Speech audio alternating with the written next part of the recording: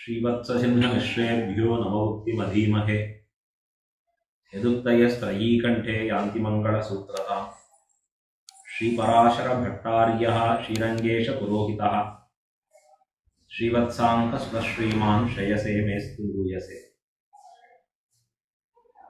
नमः श्रीरङ्गनायक्यै यद्भ्रूविभ्रमभेददः ईशेषितव्यवैषम्य निम्नोन्नतमिदं जगत् श्रीस्तना भरणं तेजः श्रीरङ्गेशयमाश्रये चिन्तामणिमिवोद्भवान्तमुत्सङ्के अनन्तभोगिनः।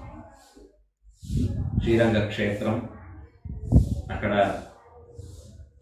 మన భాగవతోత్తములు సహితంగా ఉండేదానికి భాగ్యం అడియనికి రోజు జరిగింది. ఆద్యం ప్రోక్తం స్వయం వ్యక్తం విమానం రంగ సంయుతం క్షీరాబ్దేః మండలాద్భానోః యోగినాం హృదయాదపి రథిం గతో హరిర్యత్ర తద్రంగం మునయో విదుః అని రంగం రంగమని ఈ క్షేత్రానికి తిరునామం. రంగం అంటే ఎక్కడ వచ్చిన తర్వాత రంగనాథుడికి ఆనందం ఎక్కువ పెరిగిందో దానికి రంగం, రతింగత రంగం అని తెలియజేస్తున్నారు. విశేష కార్యక్రమాలు జరిగే అలాగా ఒక వేదిక లాగా ఉండేది, దానికి కూడా రంగం, అరంగం అని పేరు. స్టేజ్ అని ఆంగ్లం, మన ఇంగ్లీష్లో చెప్తాం. ఇది ఎవరికి స్టేజ్ అంటే సాక్షాత్ మన అమ్మవారికి స్టేజ్. శ్రీ అని మహాలక్ష్మి, శ్రీయన్ పెరియ విరాట్టియాருக்கு తిరునామమిదే అని ముముక్షుపడి అనుగ్రహిస్తున్నారు. మహాలక్ష్మి నర్తనమాడేలాగా ఉండే ఒక వేదిక అది. అందుకోసం ఇది పేరు ఏమిటి అంటే శ్రీరంగం. ఊరుం ఇవళ్ పేరాయిట్టు అంటున్నారు పెరియవాచాన్ పిళ్ళై వ్యాఖ్యానంలో తెలియజేసేది. ఈ ఊరికి ఏ పేరు వచ్చింది అంటే మహాలక్ష్మి తిరునామం వచ్చింది. ఇది ఎవరు ఊరంటారు? రంగనాథుడు ఊరు కాదు, మన శ్రీరంగనాథ్యారు ఊరు. శ్రీరంగం అని చెప్పింది. అన్ని దివ్యదేశంలో మొట్టమొదటిగా వచ్చిన దివ్యదేశం, స్వయం వ్యక్తమైన దివ్యదేశం, రంగరాజధాని అని పేరు పెట్టిన దివ్యదేశం. మన ఆడవాడు రాశాడు అందరూ చాలా అద్భుతంగా ప్రేమించిన దివ్యదేశం. ఆచార్య స్వాములందరూ వేంచేసిన ఉండే దివ్యదేశం. జీవైష్ణవ రంగ రాజధాని అని పేరు పెట్టిన దివ్యదేశం. ఈ క్షేత్రానికి ఈరోజు ఒక సుదినం. ఇప్పుడు అధ్యయనోత్సవం జరుగుతుంది ఇక్కడ. ఈరోజు 5వ దినాలు, పగల్పత్తు అని ఫస్ట్ 10 దినాలు 5వ దినం ఈరోజు. ఈరోజు విశేషం ఏమంటే శ్రీరంగనాథుడికే ఉండే రోజు ఈరోజు. అన్ని పాసురాలు రంగనాథుడి గురించి ఉండే పాసురాలు ఈరోజు విన్నపం చేస్తారు. తిరుమాలై అని కావలి పులనై వైద్య తొందరపడియాడు అనుగ్రహించిన దివ్య ప్రబంధం తిరుపల్లి ఎడిచి అమరనాదిపిరాన్, ఇదన్నీ రంగనాథుడికి మాత్రమే చెప్పబడిన పాసురాలు. ఆ పాసురాలు పూర్తిగా ఈరోజు విన్నపం. ఈరోజు శ్రీరంగనాథుడికి ఒక ఆనందం ఎట్లా పెరిగిందంటే, అమ్మవారు ఊరని చెప్పారు కదా, అమ్మవారి కైంకర్యంలో ఉండేవాళ్ళు పంపించారు, తీసుకొని వచ్చారు శ్రీరంగ క్షేత్రానికి. మనకి రంగాచార్య గారు తిరునామం కూడా రంగనాథుడు తిరునామమే కూడా పూర్తిగా ఉంది, సంబంధం ఆశ్చర్యంగా. ఇది వాడు చెప్పినది చూస్తే నాకు ఆశ్చర్యంగా ఉంది. జూలై మాసం ప్రారంభించారు, వాడు ఊరి నుంచి బయలుదేరారు. ఏమి ఇంతలోని శ్రీరంగానికి వచ్చేదానిక అంటే, శ్రీరంగంలో మిగిలిన దివ్యదేశాలు ఏమేమి ఉందో శ్రీరంగం అనేది సెంటర్ పాయింట్ అంటారు. మిగిలిన దేశాలను చుట్టుపట్టు ఉండేది అన్నారు. ఆరామం సూழ்ந்த అరంగం అంటారు పాసంలో చెప్పేది. అలాగా మిగిలిన దివ్యదేశాలన్నీ దర్శనం చేసుకొని ఇక్కడ వస్తున్నారు అంటున్నారు. ఇప్పటి వరకు 51 పూర్తిగా దివ్యదేశాలు సేవించబడినారు అన్నారు. అది కూడా నిదానంగా సేవించి వస్తున్నారు. వీళ్ళు ఎక్కడ వెళుతున్నారో అక్కడ ద్వారం పెరుమాడు ఓపెన్ చేస్తున్నారు. చాలా అద్భుతమైన ఒక భాగ్యం. బదరీకాశ్రమంలో, తర్వాత నేపాల్ సారగ్రామంలో చూసి అలాగా రంగనాథ క్షేత్రంలో వచ్చేటప్పుడు కూడా ఆ భాగ్యం ఎలా వీడికి కనిపిస్తుందంటే, రంగనాథునికి ఉండే ఈ రోజులో వచ్చేదానికి ఉండే భాగ్యం కలిగింది. నిన్న వచ్చేటప్పుడు కూడా రేపు వచ్చేటప్పుడు కూడా ఆ భాగ్యం ఉంటుందా అని తెలియదు. ఈ రోజు అద్భుతంగా వీడికి తీసుకున్నారంటే పెరుమాళ్ చక్కగా కృప పడింది. పెరుమాళ్ ఎందుకు ప్రారంభం చేసేటప్పుడు సక్రమంగా ప్రారంభించారు, ఆచార్యుడి ద్వారా ప్రారంభించారు. రెండోది సాక్షాత్ అమ్మవారి పురుషకారంగా ప్రారంభం చేసినది. ఎందుకంటే అమ్మవారి కవి కైంకర్యం కదా, చేసే కైంకర్యం కూడా అని ఆ పురుషకారంతో ప్రారంభం చేసేటప్పుడు చాలా చక్కటిగా అన్ని దివ్యదేశాలు కూడా ఎక్కడ గేట్ క్లోజ్లో అక్కడ మీరు వచ్చిన తర్వాత వ్యాన్ గేట్ ఓపెన్ అయిపోయింది నేరుగా. చాలా చక్కగా పెరుమాడు ఒక అనుభవం జరిగింది దీనికోసం. ఇప్పుడు శ్రీరంగ క్షేత్రంలో కూడా ఇలాగా వాడికి ఉండే సేవ చాలా అద్భుతంగా 134వ రోజుగా ఇప్పుడు వచ్చేది 34th డే. చాలా అద్భుతం. అందరూ అలాగా పూర్తిగా దివ్యదేశంతో మాత్రం యాత్రగా మనకి ముముక్షుడి సూత్రంలో తెలియజేస్తున్నారు. ద్వయ ప్రకరణం ప్రారంభంలో 116వ సూత్రం அதில் புறம்புண்டான பற்றுக்களை அடைய வாசனையோட விடுகையும் అని ప్రారంభం చేస్తుంది.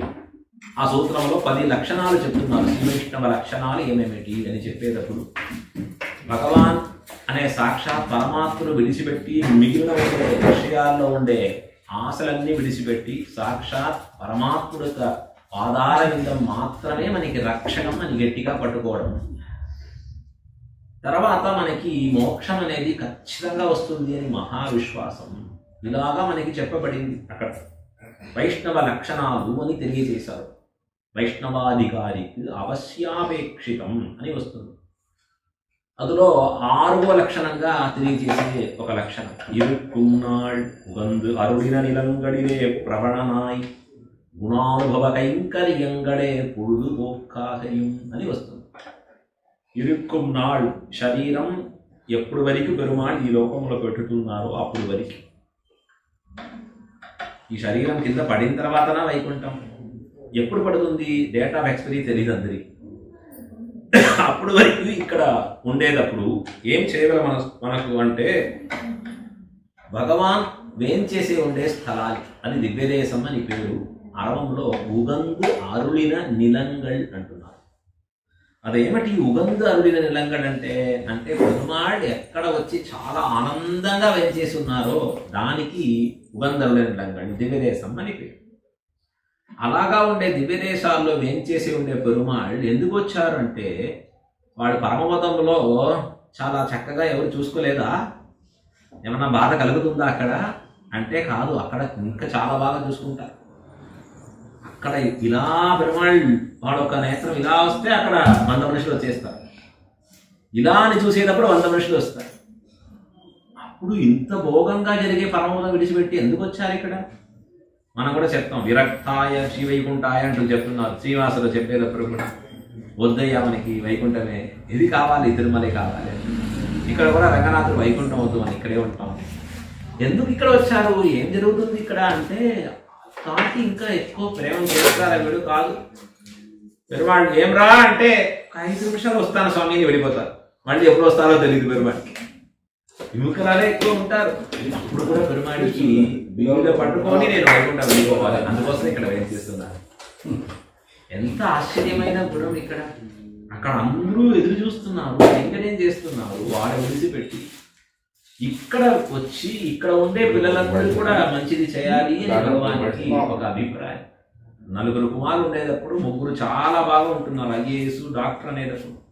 ఒకరు మాత్రం ఉద్యోగం లేకుండా ఎలాగో తిరిగేటప్పుడు ఈ పితృహృదయం ఎక్కడ ఉంటుంది అంటే ఈ 4వ అబ్బాయి పక్కన ఉంటుంది. అయ్యో ఏం రా చేస్తున్నారు, ఫోన్ చేస్తారా లేదా, ఏమైంది వాడికి, అలాగా చెప్తున్నారు. దేశాంతరగతనాన పుత్రం పక్కడిలే పితృహృదయం గడక్కు మాపోలే సంసారి చేతనరు పక్కడిలే తిరువళ్ళం కుడిపోందు అనుగ్రహాయ లోకానాం అస్థితోండమహం ప్రభో అని చెప్తున్నారు. సాక్షాత్ ఈ ప్రపంచంలో ఉండే పిల్లలందరూ కూడా సర్వేశ్వరుడికి నిత్య సూర్య అలాగా వచ్చే పిల్లలు. వాడు ఆత్మ, వీడు ఆత్మ. వాడు ముక్తాత్మ, వీడందరూ బద్ధాత్మ. వాడు నిత్యుడు, వీడు బద్ధాత్మ, సంసారి చేతనగా ఉండేవాడు. వీడికి కూడా నిత్య సూర్య ఎలా కైంకర్యం చేస్తున్నారో దానికి భాగ్యం వీడికి కూడా ఉండేదానికి వచ్చేదానికి యోగ్యత ఉంది. అది తెలియకుండా ఈ శరీరం పట్టుకొని ఎక్కడో దూరంగా తిరుగుతుంది. అప్పుడు పెరుమాడు ఉపాయం చేశారు. నేను ఇక్కడ కింద వచ్చేస్తే అప్పుడు వీడు ఎక్కడ వెళ్లకుండా నా దగ్గర వచ్చేస్తారు కదా అని అక్కడక్కడ దివ్యదేశంలో, ఒక దివ్యదేశంలో పండుకున్నారు, ఒక దివ్యదేశంలో నిలబడుతున్నారు, ఒక దివ్యదేశంలో కూర్చొని ఉన్నారు. రకరకాలుగా అక్కడక్కడ దివ్యదేశంలో పెట్టి పెరుమాళ్ళు ఉండేటప్పుడు ఎందుకు అంటే మనమందరూ వెళ్ళి వాడు సేవించేదానికి, అక్కడ దివ్యదేశ పెరుమాన్ గురించి వాడొక గుణానుభవం చేసేదానికి. ఆ గుణానుభవంలో మనకి ఆ పెరుమాళ్ళ దగ్గర కలిగే ప్రీతి ప్రేమం ఎక్కువ వచ్చేదాన్ని. ఆ ప్రేమం ఎక్కువ వచ్చేటప్పుడు, ప్రేమ ఎక్కువ వస్తే ఏం చేస్తాం, నేనేమన్నా చేస్తానా, మీకు నచ్చినదేమి నేనేమన్నా చేస్తానా అని అడుగుతాం. అదే కదా అప్పుడు చెప్తున్నారు, ఎక్కువ చూసేటప్పుడు ప్రేమ ఎక్కువ వస్తే ఏం చేస్తారు, ఏం చేయాలి అంటారు. అలాగా భగవాన్ దగ్గర ప్రేమ ఎక్కువ వచ్చిన తర్వాత ఏం చేయాలి, వాడికి ఏం చేయాలి అని ఒక ప్రేరణ కలుగుతుంది. అప్పుడు ఆ ప్రేరణలో ఏం చేస్తారంటే ఎప్పుడు కైంకర్యంలో నిలబడతారు. త్రికరణంలో మనోవాక్కాయి అంటే ఆ ముక్కరణం అని అంటే ఈ మనసు వాక్కు ఈ శరీరం బట్టి ఉండే విషయాల్లో అన్నీ కూడా భగవత్ కైంకర్యానికి ఉపయోగంలాగా చేసి ఉండగల అని మనకి ఈ ముముక్షుపడి సూత్రంలో తెలియజేస్తున్నాం. అది ప్రధానం మనకి దివ్యదేశ ప్రావణ్యం. దివ్యదేశంలో ఉండే భగవాన్ దగ్గర మనకి ఒక ప్రేమ, ఉన్నతమైన ప్రేమ. ఆళ్వారి పాసురాలు మనం వినేటప్పుడు, ఆ ఒక అర్థాలు వినేటప్పుడు మనసు కూడా అలాగనే పోతుంది. మన గంగాచార్య స్వామి గారు చాలా అద్భుతంగా అక్కడ పాసురాలు విన్నపం చేసేదేమి, అద్భుతంగా కాలక్షేపాలు జరిపించేదేమి, ఇలాగా ఒక భగవత్ కైంకర్యంలో ఉండేటప్పుడు కూడా గుణానుభవ కైంకర్యంలో కూడా ఆశ్చర్యంగా ఉంటున్నారు. దాన్ని బట్టి ఎంబెరమాన్ ప్రేరితంగా ఇలాగా దివ్యదేశానికి పిలిపించుకున్నారు, తీసుకుని వచ్చారు. ఆశ్చర్యంగా వాళ్ళు సకుటుంబంగా, ఇంకా అందరితోటే కూడా ఒక కుటుంబంగా అయిపోయారు. ఆశ్చర్యంగా దివ్యదేశ ఎంబెరమాన్ ఒక దర్శనం చేసేటప్పుడు, ఆ దర్శనంలో ఎక్కువ మనం చూసేటప్పుడు మొత్తం వస్తారు, మళ్ళీ పొద్దునే వెళ్ళిపోతారు. ఎంత టైం, 10 నిమిషాలేంటి. యాత్రికి టైం 10 అవర్స్ పడుతుంది, సేవించేదానికి 10 మినిట్స్లో వెళ్ళిపోవాలంట. ఇదేమిటి అంటే ఈ టైము పెద్దదిగా ఇచ్చేదానికి కాదండి అంట. అలా కాకుండా నిదానంగా దివ్యదేశంలో వెళ్ళి అనుభవించి, ఆ దివ్యదేశంలో ఒక రోజు ఉండి రంగనాథుడికి ఉండే ఒక పాసురాలు విన్నపం చేసుకొని తర్వాత విష్ణు సహస్రనామం అలాగా పారాయణం చేసుకొని బయలుదేరేది అనేది ఇంకా ఆనందకరమైన విషయం. మన ఆచార్యుడికి అందరికీ ఒక చాలా అద్భుతమైన విషయం. ఎందుకు అంటే దివ్యదేశానికి రక్షక నిధి అంటే భాగవతోక్తం యొక్క మంగళాశాసనమే రక్షక. మనం ఇలాగా వచ్చి మంగళాశాసనం చేసేది అనేది చాలా అద్భుతమైన ఒక విషయం.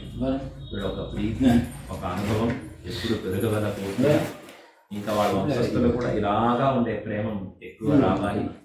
నెక్స్ట్ స్టేజ్ శ్రీరంగనాథం వీళ్ళకి కృప చేసి ఒక దివ్యదేశంలో ఒక కైంకర్యం ఇవ్వాల్సిందిగా అతి అద్భుతంగా చాలా పెరగవల తీయాలి అనేది ప్రార్థన. శ్రీరంగనాథం మంగళాన్ని భవంతు కొద్దిగా అని ఎప్పుడు ఇది అని ప్రార్థన చేస్తాం. శ్రీమతే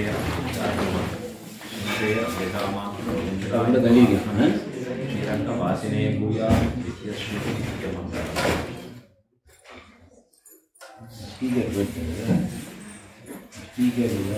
काम भी कर रहा हूँ, लैट ना बोल